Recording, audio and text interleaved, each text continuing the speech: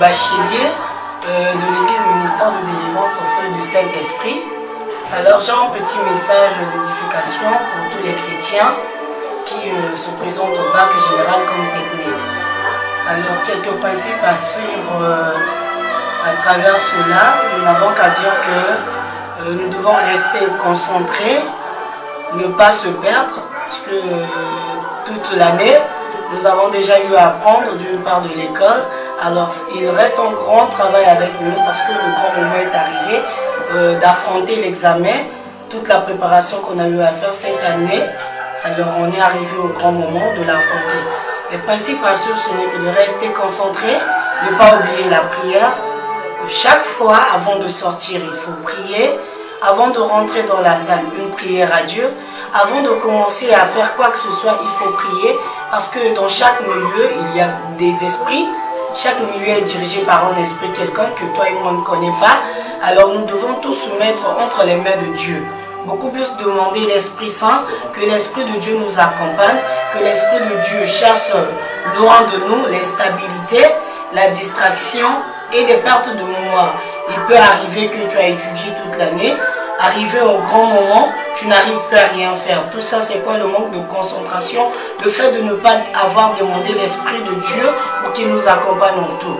Alors, ce n'est que ça, à prier beaucoup plus, ne pas surtout oublier la prière et se concentrer de quoi tu as eu à faire, mettre en pratique ce que tu as eu à apprendre. Rester tranquille, avoir l'esprit tranquille et sur place, c'est tout comme conseil que j'avais à donner.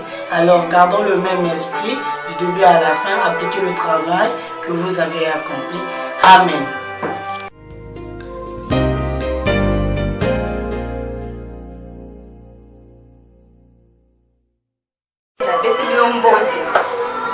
Bana nyonso bazali kosala examen technique to général.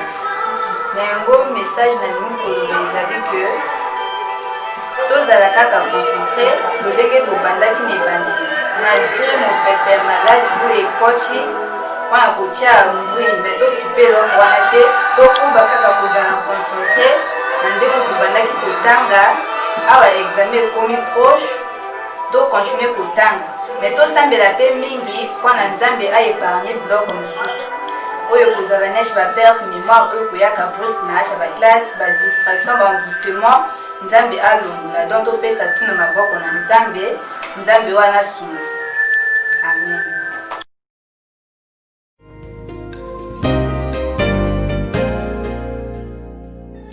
Shalom, shalom mes frères et sœurs. Ngai kombo na nga maman Vina nazali maman Moboti. Nali lelo na conseil moko mpona bana oyo bazali kosala ba examen. Nazali kosenga beaucoup plus que la prière mpona bana oyo bazosala ba examen. Bazala vraiment concentré, bazala batia mitema na bafuite te, base concentrer na baoyo na makambo oyo baprendre na l'école. Concentration ezala. Et puis Nzambe akamba bango na bisika nyonso bakokende, Nzambe azala na bango alongola mitambo nyonso oyo le diable asi koprévoir na nzela na bango, accompagner bango, alongisa bango kote kaka Nzambe moto akoki kopesa moto makasi mpe mayele ya kosala oyo akokosala na makasi na biso moko tokokaka te, tokoki mpe kozalaka na elika na mayele na biso te, me totia Nzambe na liboso ya nyonso. Liboso ya examen fo totia nani Nzambe liboso ni na nsima examen boyaka. Soki na labi Nzambe se concentrer kaka na Nzambe kaka te, mwana oyo ozoki l'école Nzambe prier Nzambe na kotanga beaucoup plus misusu wana ezala bafuturité wana ezala mosika na bango, bazala vraiment concentré vraiment na examen. Nzambe a accompagner bango et puis alongisa bango na oyo nyonso bazosala.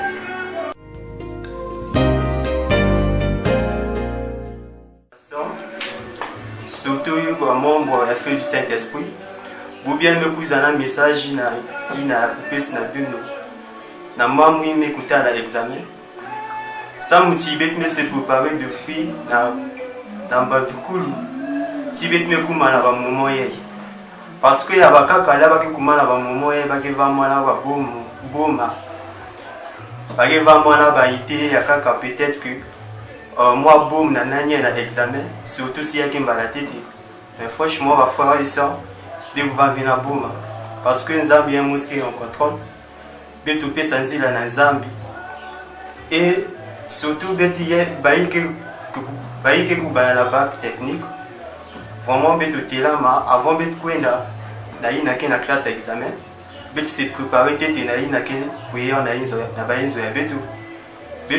Pesa tete ina kele nzila nyoso na maboko ya Nzambe parce que mamu nyoso na kubunga ifunza mvante na matwala nina mekuzonsi na beno beto telama na lusambu samu chibatangu yei mutanto sime kutelama ame kutula ina ke ba plan yanji surtout na beto ba yei ke na kusala examen alors beto telama na lusambu et beto vando concentrer betu katula ina ke le boma betu katula ina ke le esprit ke kuiza contrat na mambo ya Nzambi et surtout betu kwena na kati ya envie ya kuya na kukota ya betu na ma classe ya examen betu vanda concentrer na kubanda avant que ba kubanda matière betu vanda concentrer na Nzambi parce que ni Nzambi ke kupesa ke ngolo na mutu nyoso surtout na ina ke talela na yenzi. Donc, on va tout le temps dans les Alpes.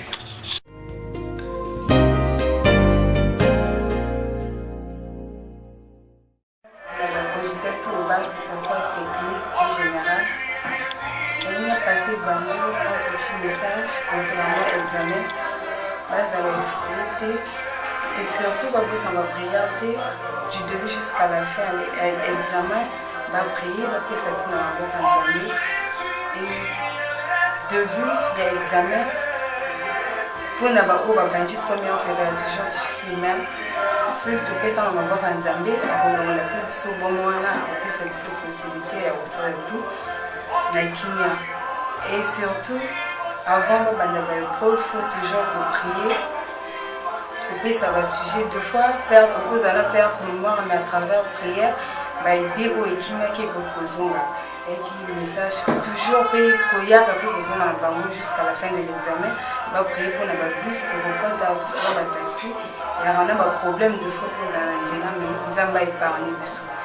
Je souhaite bonne chance à tous les candidats.